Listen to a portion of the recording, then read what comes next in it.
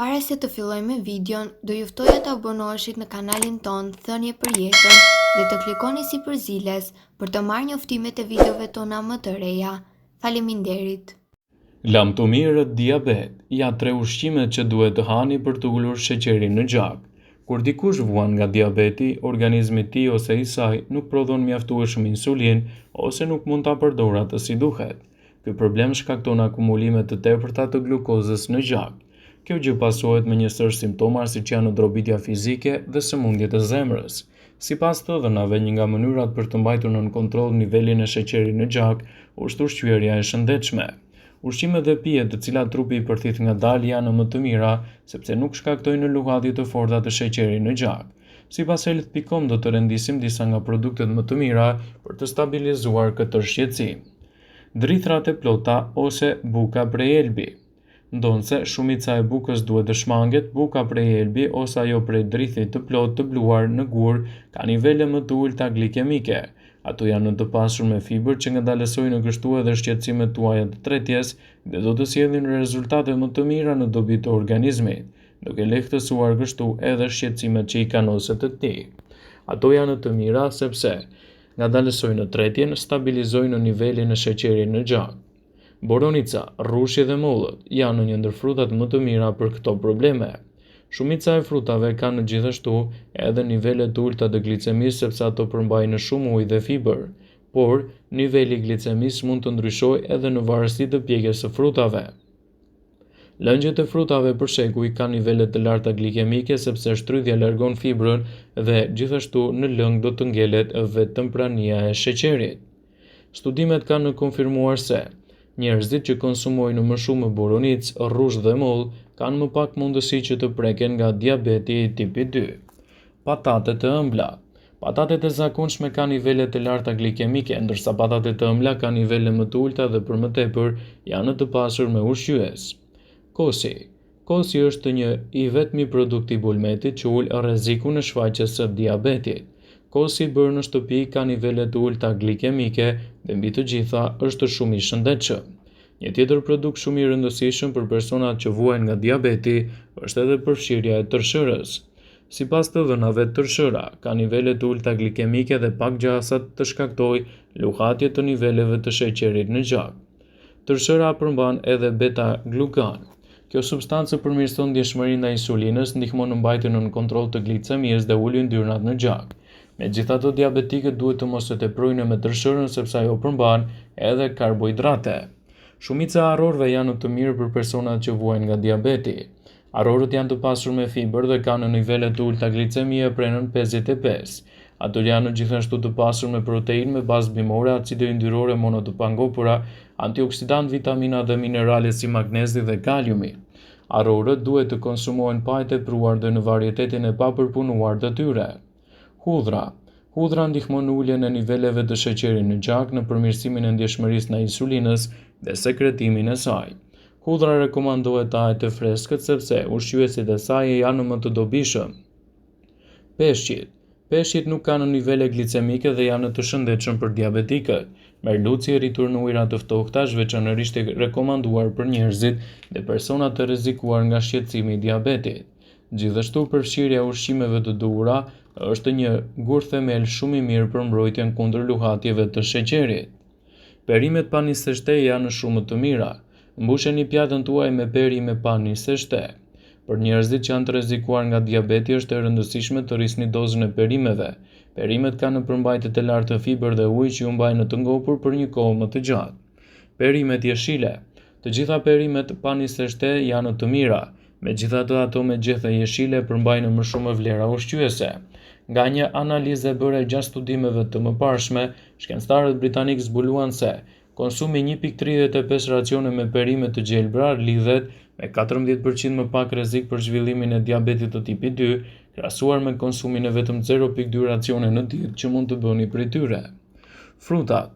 Frutat janë të mira për njerëzit e rrezikuar nga diabeti, vetëm nuk duhet i konsumoni në formën e lëngjeve ose të smoothie. Drithrat.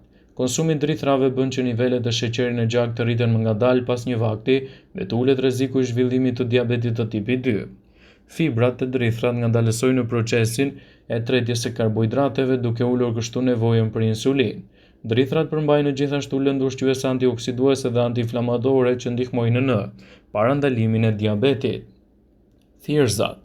Gjatë një studimi të publikuar në revistën Clinical Nutrition, shkencëtarët ndoqën dietën e më shumë se 300 personave të cilët nuk shfaqën diabet për më shumë se 4 vite. Ata zbuluan se personat me konsum të lartë të bishtajave, sidomos thjerëzat, ishin më pak të rrezikuar nga diabeti. Zvendësimi gjysmë racioni me vezë, bukë, oriz ose patate me thjerëza çdo ditë ndihmoi gjithashtu në uljen e rrezikut të zhvillimit të diabetit të tipit 2. Të gjitha llojet e bishtajave, përfshirë këtu thjerëzat, fasulet, bizelet e të tjera, janë të pasur me fibër dhe janë një burim shumë i mirë i proteinës. Në dietën tuaj mund të shtoni edhe yndyrnat e shëndetshme. Ashtu si karbohidratet, edhe yndyrnat ndahen sipas kategorive, cilësi dhe sasi. Yndyrnat e pangopura ndihmojnë në përmirësimin e rezistencës së insulinës. Zgjedhja e burimeve të duhura si frutat e thata, farat, vaj i ullirit, gjithashtu edhe vaji, kanoas dhe avokados gjithashtu duhet të bëhen pjesë të porcioneve tuaja shëndetësore, duke përmirësuar kështu edhe një organizëm më të mirë kundër kalorive. Proteinat e lehta. Proteinat ju mbajnë të ngopur për një kohë të gjatë, ato ngandalësojnë tretjen, kështu nivelet e sheqerit në gjak rriten dhe ulen gradualisht pas një vakti. Konsumoni proteina me bazë bimore si fasulet dhe thjerëzat, si mishi, peshku dhe pula, të cilat ndikojnë gjithashtu edhe në përmirësimin e shëndetit tuaj. Kur dikush vuan nga diabeti, organizmi i tij ose nuk prodhon mjaftueshëm insulin ose nuk mund ta përdorë atë si duhet. Ky problem shkakton akumulim të tepërt të glukozës në gjak. Kjo gjë pasohet gjithashtu me një sër simptoma siç janë ndrobitje fizike dhe sëmundje të zemrës. Sipas të dhënave të health.com, një nga mënyrat për të mbajtur nën kontroll sheqerin në gjak është gjithashtu ushqyerja më e shëndetshme dhe mbrojtja e organizmit. Sipas të dhënave, duhet të tregojeni më të kujdesshëm me ushqyerjen tuaj për t'i bërë ballë këtyre shqetësimeve. Ushqimet dhe pijet të cilat trupi i përthith ngadalë janë më të mira sepse nuk shkaktojnë luhatje të forta të sheqerit në gjak. Në këtë video do ju tregojmë gjithashtu disa nga produktet më të mira ideale për të përmirësuar shëndetin tuaj dhe për të mbajtur larg shqetësimet e diabetit. Është e rëndësishme që në dietën tuaj të pasuroni gjithashtu edhe me fasule. Të gjitha varietetet e fasuleve dhe bishtajave janë një zgjidhje e shkëlqyer sepse përmbajnë proteina me fibra të rëndësishme. Të dy lëngjet ushqyese të cilat janë të nevojshme në balancimin e sheqerit në gjak. Fibrat të tretshme, lloji që gjenden në sasi të madhe tek fasulet, janë të lidhura me përmirësimin e bakterieve të zorrve dhe reduktimin e rezistencës ndaj insulinës, të cilat janë të rëndësishme për diabetikët. Në një porcion sa 1/3 e filxhanit me fasule do të gjeni 11 deri në 15 gram karbohidrate në varësi të llojit, të cilat janë kaq shumë të vlefshme në mbrojtjen e shëndetit tuaj dhe jo vetëm. Quinoa. Quinoa është një zgjidhje shumë e mirë për njerëzit që vuajnë nga diabeti. Një gjysmë filxhani quinoa përmban 20 gram karbohidrate, si dhe është e pasur gjithashtu edhe me fibër, proteina të plota. Quinoa konsiderohet me indekse glicemike të ulta, që do të thotë se nuk shkakton rritje të madhe ose aq të shpejtë të sheqerit në gjak. Gjithashtu një tjetër produkt shumë i rëndësishëm për organizmin tuaj është e rëndësishme edhe tërshëra. Fibra e tretshme te tërshëra është e dobishme për shëndetin e zemrës, veçanërisht edhe për uljen e niveleve të kolesterolit dhe rregullimin e niveleve të sheqerit në gjak. Tërshëra është një zgjidhje shumë e mirë e organizmit, prandaj duhet të përdoret vazhdimisht në dietën tuaj. Kosi. Kosi i paëmbëlsuar nuk përmban sheqer të shtuar dhe është i pasur me proteinë. Olontimet e fundit kanë treguar se përfshirja e kosit në dietën tuaj do të jetë një mundësi e shkëlqyer për të përmirësuar imunitetin dhe për të parandaluar kështu komplikacionet e tij. Përfshirja e kosit sipas nevojës do të jetë një mundësi shumë e mirë e organizmit për t'i bërë ballë këtyre shqetësimeve. Vëmendje.